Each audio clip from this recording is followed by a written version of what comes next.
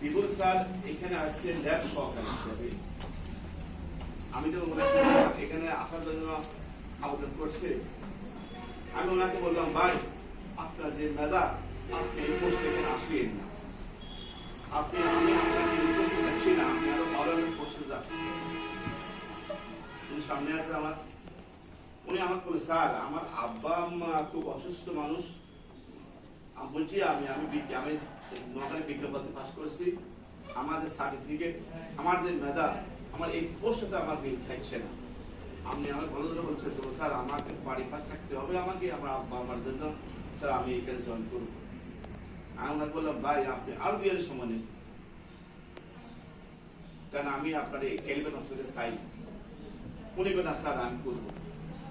যাক আমি ওনাকে ল্যাব সহকারী হিসাবে উনি জয়েন করছে, আমি কখনো ওনাকে ল্যাব সহকারী ঠিক করতাম না। আমার যে মেধা উনি অল্প দিনে শিক্ষার্থীদের কাছে বেশ নাম তৈরি হয়েছেন, এবং আমার স্কুল না পুরো দারুণে উন্নতে যদি কেমিস্ট্রি শিক্ষক খুঁজে কত ওনাকে আয় খুঁজে।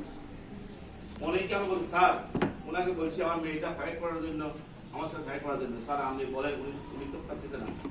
উনি আমি ওনাকে বলেন স্যার আমাদের সময় নেই, পুরো বললাতে ওরা একটা বেশ।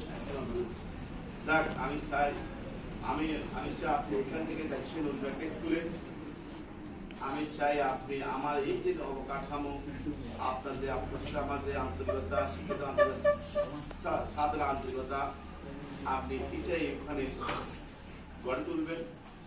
এদের একটা সবার সাথে একটা মিল মিশ কিভাবে থাকা যায়, কিভাবে একটা করা যায়, এগুলো শিখতে উপরে ব্যবহার করবেন। আপনার জীবন উজ্জ্বল হোক। এই প্রথম দেখলাম তারা চলে গেছে, এরা বলার সময় নেই।